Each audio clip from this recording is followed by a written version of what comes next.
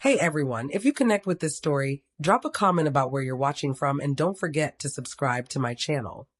My name is Latrice, and at 25, the envelope rested next to my dinner plate like a silent warning cloaked in crisp white. My name was printed in bold capitals, perfectly aligned, no personal touch, just cold efficiency. Dad didn't meet my eyes as I tore it open. $2,500 a month, he stated, as if reciting a grocery list. It covered rent, internet, electricity, and my portion of household expenses. I stared at the detailed breakdown. $1,200 for base rent, $400 for utilities, $900 for shared costs. At the bottom, due on the 1st, late fees apply glared up at me. Across the table, Aspen twirled her fork through her pasta, her manicured nails catching the light, her phone glowing with some influencer's skincare tips. She didn't look up. But Aspen doesn't pay, I started to say. She's still finding her way. Mom's voice slid in, smooth as silk. You've got 2 jobs, Latrice. You're dependable.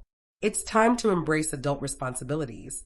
Dependable because I haven't had a day off in 6 months, rushing from my 8 to 4 bank shift to wait tables until midnight. Because I cut coupons, skip breakfast, and sleep in the same room I decorated at age 10. The invoice felt like a verdict with every number. When does this start? I asked softly. Next week, Dad replied.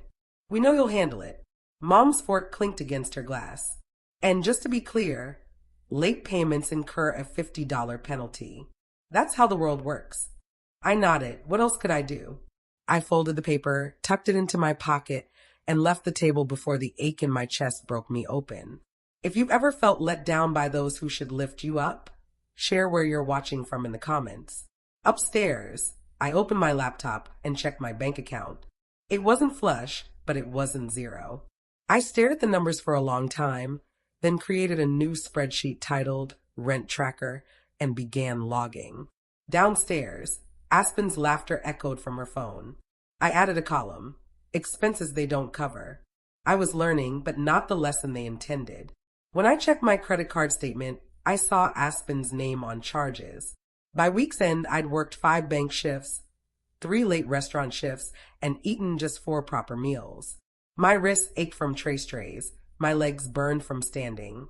My inbox held overdraft warnings and rent reminders. On Friday night, I found Aspen sprawled on the couch in my old sweatshirt, the TV blaring a reality show rerun. An Amazon package with my name sat on the coffee table, bought by someone else. Aspen, I said, holding it up. Did you use my card again? She didn't flinch. You said I could once. That was months ago for textbooks. She shrugged. You never changed the password. I waited for an apology that never came, just the TV's fake laughter. Mom walked in, drying her hands. What's going on? She's using my card, I said quietly. Mom sighed, exasperated. Latrice, Aspen's figuring things out. You've got steady income. Why not help each other instead of tallying debts? I swallowed hard. To them, it wasn't theft. It was expected, natural. I earned, she spent, and that was balance in their eyes. That night, I scrolled through my bank app, spotting unfamiliar charges. Makeup, streaming services, meal kits, all billed to the card tied to our family Wi-Fi. I added a tab to my spreadsheet, Aspen's charges. Then I opened a browser and searched dispute unauthorized family credit card charges but didn't hit enter. Instead, I looked up high yield savings account. On Tuesday's lunch break, I opened one at a credit union across town using my work email and a new P.O. box. I funded it with a $1,000 bonus from hitting quarterly targets, a small, secret start. That night, I updated my spreadsheet. Rent, utilities, groceries I'd paid unasked. I color-coded columns, green for paid, yellow for disputes, red for Aspen's unauthorized charges. Each entry felt like reclaiming control. 2 days later, at the bank, Ezra grinned over the teller divider. You look like you're building a case. Maybe I am, I muttered, sharing enough. The rent bill, Aspen's charges, the house's unspoken rules. He showed me a public mortgage registry. Your parents refinanced last year. They're 90 days behind. I blinked. But I've been paying. They're not teaching you, he said. They're surviving off you. That's not responsibility, it's reliance. That night, I added a bolded spreadsheet row, mortgage contribution. I typed, this isn't about my growth. It's about their survival. I saved 2 copies, one on my desktop, one in the cloud, labeled evidence. Lying in bed, I calculated how long it'd take to save enough to leave. The numbers were daunting, but I wasn't just working. I was documenting, resisting. Ezra slid his phone across the break room table one day. Check this out. A foreclosed 3-bedroom, underpriced, with hardwood floors and a small yard. I can't afford a house, I said, less certain than before. Not now, but maybe soon, he replied. My secret account was growing. That night, I researched buying homes through LLCs, keeping purchases private. Mrs. Vega, a kind bank client and part-time realtor, met me at a cafe. We'll set up a shell LLC, she said. Vanquish Properties, sole member you. Your name stays off the paperwork. I smiled at Vanquish. You chose it, she said. It's what you wrote first. The process moved quickly. Ezra helped with financials. Mrs. Vega filed papers, and soon I had a folder. Vanquish Properties and a checklist, Operation Exit. I packed boxes during lunch breaks, storing them in a unit. No one noticed my emptying closet or missing bookshelf. Aspen was lost in her vlogs. My parents thought I was just tired. They were right, but it wasn't defeat, it was strategy. I picked a Tuesday. Aspen had Pilates. Mom was at book club. Dad played racquetball. Ezra helped load heavy boxes, and I packed my car with the rest. I left my key on the nightstand and a note on the kitchen table, Latrice. I'm moving out. Rent is no longer due. Services in my name disconnect in 24 hours. Forward mail to my bank address. No feelings, just facts. I paused in the doorway. The house's lemon cleaner scent mixing with lavender light from Aspen's room. My old trophies sat on the mantel, debate, science fair, attendance, like proof of my utility. I closed the door without looking back. In the car, I blocked their numbers. The silence was instant, like unplugging a noisy machine. That afternoon, Mrs. Vega called. Your offer's accepted. Vanquish owns the house. Closing in 30 days. I rested my forehead on the steering wheel. Not relieved, but certain. The exit was real, mine. At Ezra's sister's sublet, I slept without earplugs. No pacing, no shouting, just quiet. They found me soon after. A letter arrived, addressed to current resident. Vanquish Properties now held their mortgage.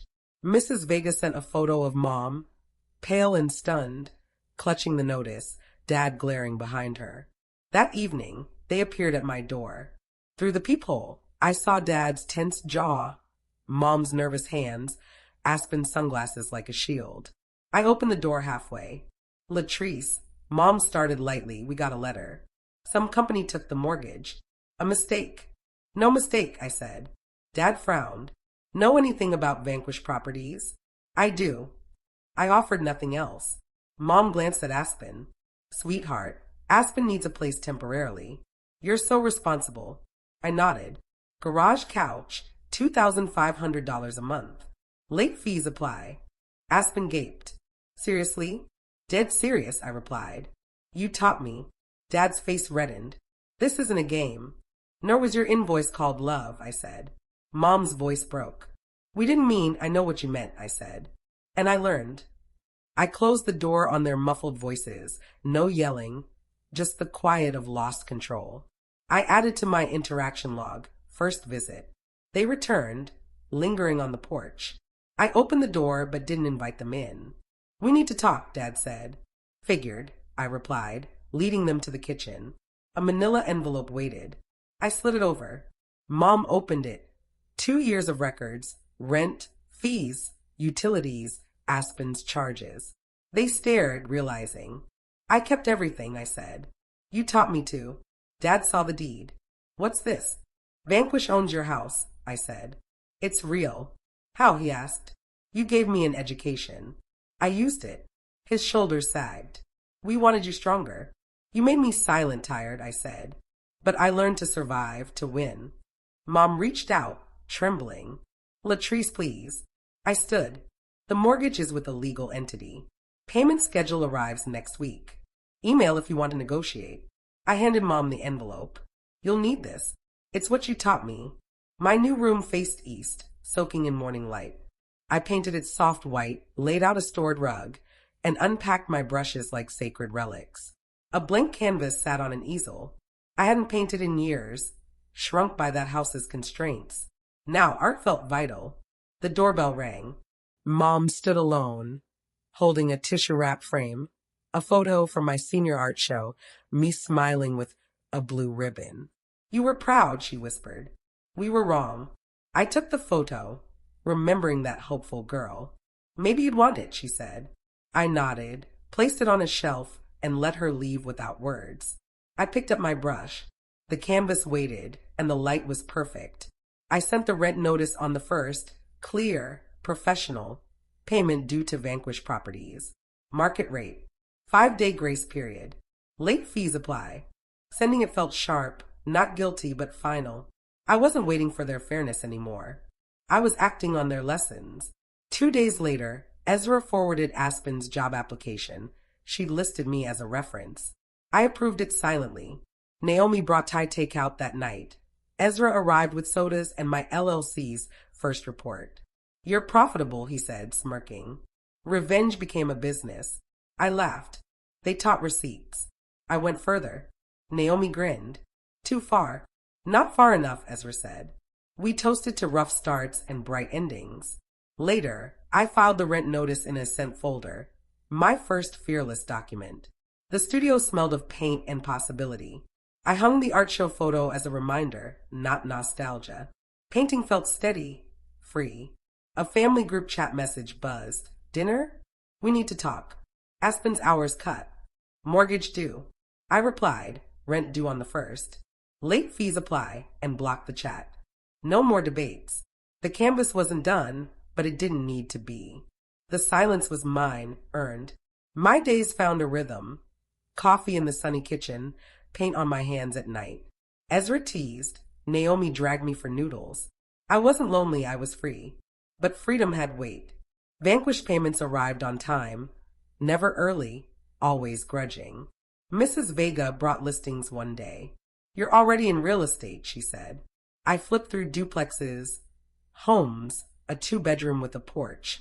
Start small, she advised. Build. Vanquish was survival, now a foundation. I drove by the old house one Sunday. The yard was wild, Aspen's car crooked, curtains shut. No one saw me. I drove on to my studio, painting fire orange and calm blue with certainty, not escape. Months later, Naomi and Ezra stood with me, champagne in hand, before 6 canvases, my year in fragments. Invoices, lavender light doors. Exhibit these, Naomi said. Sell them, Ezra added. I laughed. It wasn't about money. Every stroke, receipt, and defense was mine. The silence wasn't their absence. It was my voice.